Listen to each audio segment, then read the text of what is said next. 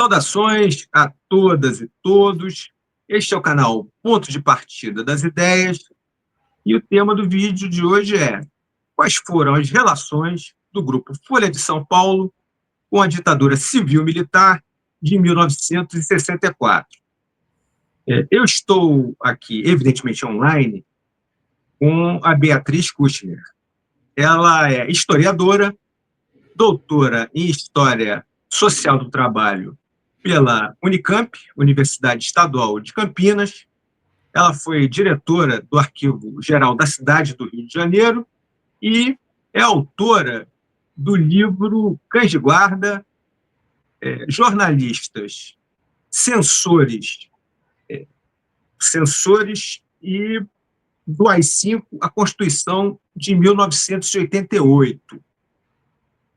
Para muitos de nós que começaram a, digamos assim, tomar contato com o debate público brasileiro a partir de meados da década de 80, a Folha de São Paulo aparece com uma imagem, como diz o povo, né, muito bem na fita, como um jornal liberal, pluralista, né, tendo articulistas e colunistas de esquerda no seu seio, né? Mas, na verdade, por trás dessa imagem tão rósea, né, há uma história obscura por trás disso, de colaboração com os aspectos repressivos do regime de exceção. Essa história permaneceria certamente oculta se não fossem os esforços de pesquisadores como a Beatriz, professora Beatriz, que está aqui conosco, a quem eu agradeço muito o seu tempo, a sua disponibilidade. E, sem mais delongas, eu disparo a pergunta aqui que nos mobiliza. Quais foram as relações do Grupo Folha de São Paulo com a ditadura civil-militar de 1964? Marcelo, primeiro queria agradecer pelo convite para estar aqui e o espaço para estar trazendo essa história, que é uma história que não é nova para a historiografia brasileira. A minha dissertação foi feita entre 1996 e 2001 e publicada pela Boitempo em 2004. Então, enfim, e vem sendo trabalhada esses anos todos, então é de um dado conhecimento, a gente não está trazendo nenhuma novidade, mas é muito bom porque as gerações vão se sucedendo e essas histórias vão se apagando e a gente precisa estar sempre reforçando. Bom, o que acontece? O Grupo Folha da Manhã, que tem 6 jornais, entre eles o Folhão e o Folha da Tarde, ele, em meados dos anos 60, é comprado por uma dupla, que é o Otávio Frias pai, Otávio Frias de Oliveira, e o Carlos Caldeira. Para tentar entender essa colaboração, você tem que entender esta dupla, que durante muitos anos teve um trabalho de comércio de frangos e também fez uma exploração da rodoviária de São Paulo. Quando essa dupla compra o conglomerado do Grupo Folha da Manhã, a gente ainda não está no período da ditadura e de todas as consequências que isso vai ter. E aí, num determinado momento, o Estadão ele vai investir no Jornal da Tarde para fazer a cobertura das manifestações estudantis do pós-64. Pensando de uma maneira mercadológica, a dupla Frias pai e Caldeira vão reviver um jornal que existiu entre 1949 e 1959, que é a Folha da Tarde, para que esse jornal fizesse frente ao mercado de pessoas que estão interessadas em saber sobre as manifestações estudantis. Para dirigir esse jornal, vai vir uma pessoa do Rio, uma maravilhosa entrevista que eu fiz e que vai reformular todo este jornal com um cunho de esquerda, trazendo pessoas como Frei Beto, a Rose Nogueira, o Closet, o Ítalo Tronca, enfim, uma série de pessoas que, além de excelentes jornalistas e pessoas bastante novas, eles tinham como traço ter uma dada participação de militantes a simpatizantes da ALN. Então, o Miranda Jordão, que é o cara que vai pensar em todo esse novo jornal, ele traz essas pessoas, esse jornal começa a disputar mercado com o Jornal da Tarde. Até que você tem o assassinato do Carlos Marighella, e aí, isso já é pós AI-5, toda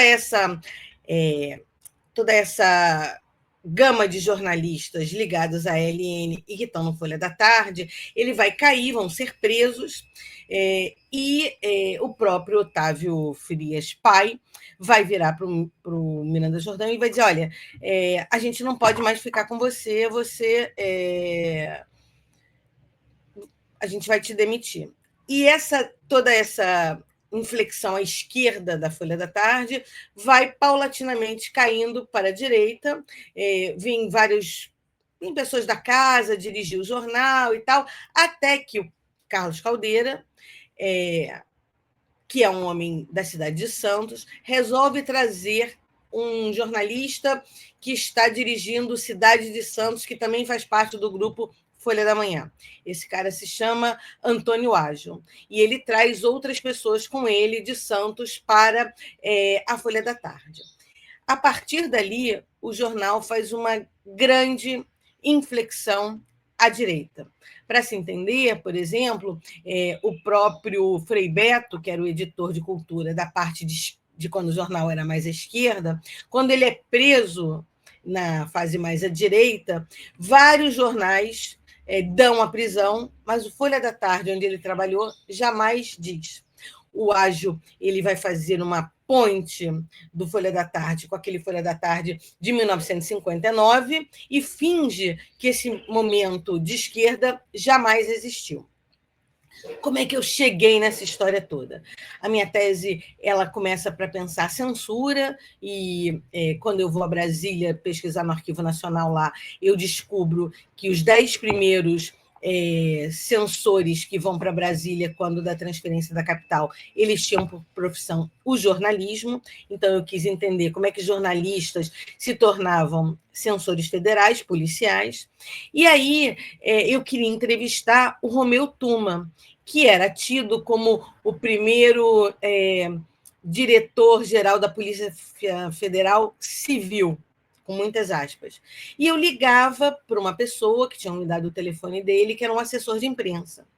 Quando eu fui conversar com o Boris Casoy, para tentar entender um momento de censura no país, eu achei que assim, foi uma conversa tão agradável, então ele vai me ajudar, ele vai pegar o telefone, vai ligar para o Romeu Tuma e tal. Mas não, ele me perguntou como é que eu estava fazendo. E eu falei, eu falo com o assessor de imprensa do Romeu Tuma. Ele perguntou, quem é? E eu falei, é o Antônio Ágil. E aí ele deu uma gargalhada e me disse, você sabe quem é o Antônio Ágil? E aí ele me conta essa história. Então, neste momento, eu percebi que eu tinha uma outra trilha a fazer. O Antônio Ágil, ele é conhecido na redação por tornar a redação uma delegacia de polícia. Ele tem uma carteira de policial civil da Secretaria de Segurança Pública, por isso que depois ele vai ser assessor de imprensa do Romeu Tuma. Grande parte da redação são de jornalistas / policiais. O chefe de Relações Internacionais do jornal, o Siqueira, que me deu uma entrevista, quase todas as pessoas me deram entrevista, inclusive o Ágil. Ele dizia para mim, não, de manhã eu estou no DOPS, de tarde eu estou no jornal, e essas questões são possíveis. Eles achavam que essas questões eram possíveis. Geograficamente, as pessoas me contam que a redação era dividida em baias como de uma delegacia, e que o ágio levava uma maleta para a redação, e nessa maleta tinha uma carabina turca, e que havia na parede 10 pontos a se seguir, 9 estavam completos, e o último era que se cumpra. A partir deste momento, a Folha da Tarde passa a ser o jornal que vai legalizar mortes sob tortura. Se a gente fizer uma enquete nos jornais da época, muitos desses militantes eles vão morrer em tiroteios nas ruas, atropelados, mas, na verdade, muitas dessas pessoas morrem sob tortura, se solta uma dada nota oficial, e a Folha da Tarde ela publica essas notas oficiais como se um jornalista dela ali tivesse presente, dando uma veracidade a toda essa história. E o que é alguma coisa muito alarmante. Este é um dos pontos de contato entre essa noção da dupla Otávio Frias Pai e Carlos Caldeira no guarda-chuva da Folha da Manhã, colaborando com o regime e tendo na Folha da Tarde o seu braço operacional para isso. É o que Boris Casoy vai me dizer num determinado momento.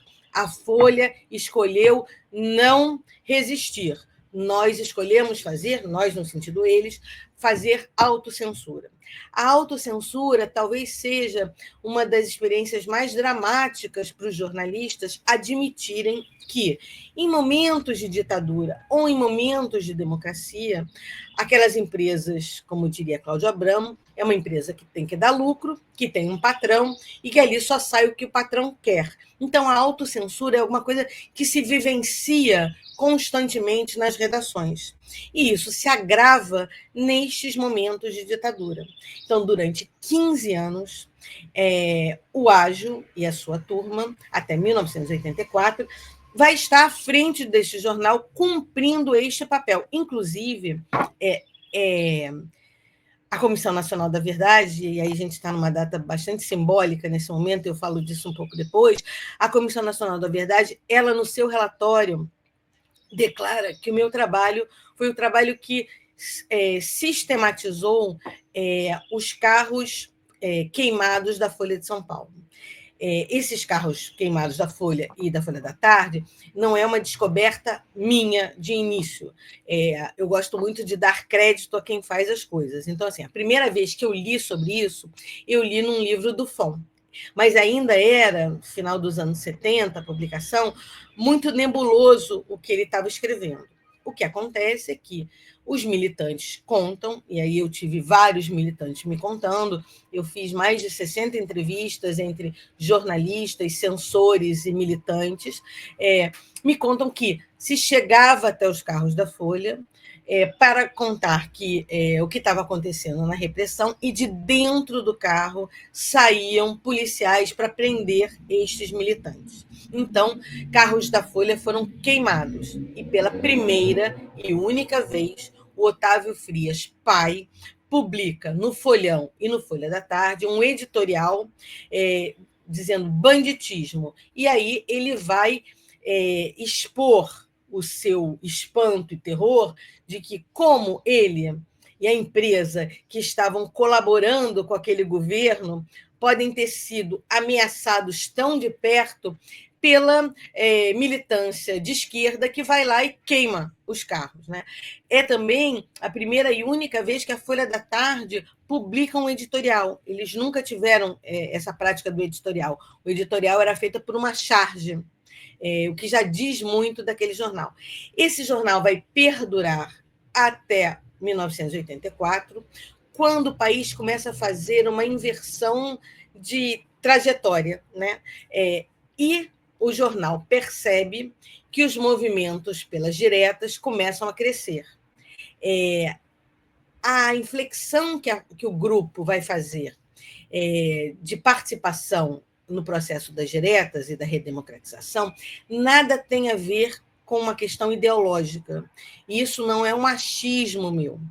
Há um livro publicado pelos jornalistas que trabalharam nesse projeto, que se chama Os 1000 Dias, e depois há um outro livro chamado Os 1000 Dias Depois dos 1000 Dias. E neste primeiro 1000 dias, eles vão dizer que o engajamento que a Folha faz para o projeto das diretas é um engajamento de mercado. Se a Folha da Tarde renasce para fazer oposição de mercado ao Jornal da Tarde, a Folha da Tarde, daquela direção de tiras, vai cair os tiras, porque o público leitor quer outra coisa. Então, vamos nos reformular enquanto jornais para atender o que o público quer. E quem viveu os meados dos anos 80, como eu e você, lembramos daquela faixa verde e amarela que a Folha de São Paulo publicava como um ato nacionalista pela redemocratização. Mas isso nada tinha de nacionalista. Tinha, mais uma vez, uma questão de mercado e de preocupação em estar refazendo a sua rota.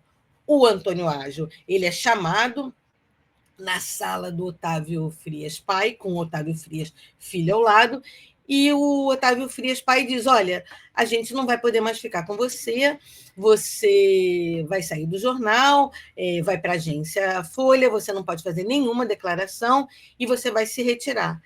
Ele, descumprindo a ordem do patrão, pela primeira e única vez, faz um editorial assinado, louvando o seu público leitor aguerrido e dizendo que isso está acontecendo porque as vendas estão diminuindo, o que não é verdade.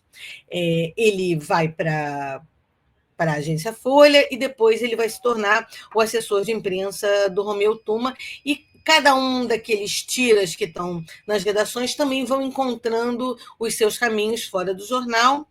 O jornal vai ser dirigido pelo Carlinhos Brickman, pelo Adilson Laranjeira, e aí, num determinado momento, o Folha da Tarde termina porque ele não tem mais sentido de mercado para aquela noção que a empresa queria. Uma coisa que eu acho que é muito importante da gente dizer, assim, esse meu trabalho, ele tem 25 anos, ele é completamente atual do que aconteceu naquele momento, mas é importante que outros conglomerados de comunicação também venham a ser pesquisados. Durante as minhas buscas, eu encontrei duas questões que mereceriam um mergulho maior, né? Por exemplo, as empresas Globo, a Rede Globo, ela faz uma coisa chamada controle de qualidade. No controle de qualidade, ela contrata ex-censores, isso no final dos anos 70, censores aposentados, para fazer uma censura interna, porque ela tinha tido um problema com uma novela, acho que Roque Santeiro, e você tem um problema de censura com um produto como uma novela é muito diferente de você ter um problema de censura com um jornal. Então, eles contratam, isso vai durar até meados dos anos 90. Por outro lado, eu também encontrei cartas entre o Vitor Tivita, o dono da Abril, e o diretor da Polícia Federal à época, o Moacir Coelho, agradecendo o envio de um determinado funcionário da Abril que queria dar cursos para os censores censurarem melhor, porque ele achava que não estava fazendo bons trabalhos. Então, assim, o que acontece no Grupo Folha da Manhã, da Folha de São Paulo, é alguma coisa extremamente drástica e grotesca, que é você contratar jornalista / policial para gerir um jornal que tinha por missão legalizar mortes sob tortura numa nova narrativa. Mas você tem outras experiências em outros meios de comunicação que merecem ser melhor investigados. Então, voltar a uma mesma tecla sempre não nos ajuda a caminhar. Eu sempre brinco que durante um tempo, assim, eu fui a não sei quantas bancas sobre a Veja, não sei quantas bancas sobre o Pasquim, e eu dizia sempre, existem outras experiências, é preciso que se mergulhe mais sobre isso, né? Então, acho que basicamente para a gente começar era por aí que eu queria te contar. Entendi. Quer dizer, então, que aquele período, né, quando a Folha passa, né, faz a reformulação, né, já é com Cláudio Abramo ou não? Como é que é? Já estava? Não, na verdade, o Cláudio Abramo sai um pouco antes, e aí, não sei se você lembra, mas o Boris Casoy se torna um interventor da Folha por um longo período. O nome do Uhum. sai, e o nome do Boris, que era uma pessoa que tinha pouquíssima experiência no comando desse jornal, ou de qualquer jornal, é que vai Uhum. dirigir o jornal por um longo período, até que nos anos 80, no meados dos anos 80, a família volta. E aí é uma questão bastante interessante. Assim, nas várias análises que se faz, sempre se diz que uma passagem do Boris para o Otavinho Frias era mais fácil do que uma passagem do Cláudio Abramo para o Otavinho. O Cláudio Abramo tem aquela ideia de que ele está educando uma dada elite financeira a se tornar intelectuais e donos de jornal. O Boris Casoy não vai ter essa questão, então a passagem é mais fácil. Nesse livro que eu te falei sobre os 1000 dias, tem um texto muito interessante do Mino Carta, que no outro livro, 1000 dias depois do 1000 dias, tiraram o texto, olha que saco. E nesse texto, o Mino faz uma análise maravilhosa, que ele vai dizer que tem o príncipe eleito, que era o Otavinho, né? E que o príncipe eleito ele não tinha envergadura para o tamanho da cadeira a qual ele teria recebido por herança, né? Então, numa passagem do Boris por Otavinho, ficou mais fácil. Entendi. Me diga uma coisa, esse livro que você faz referência, 1000 dias, você podia falar um pouquinho dele e tal?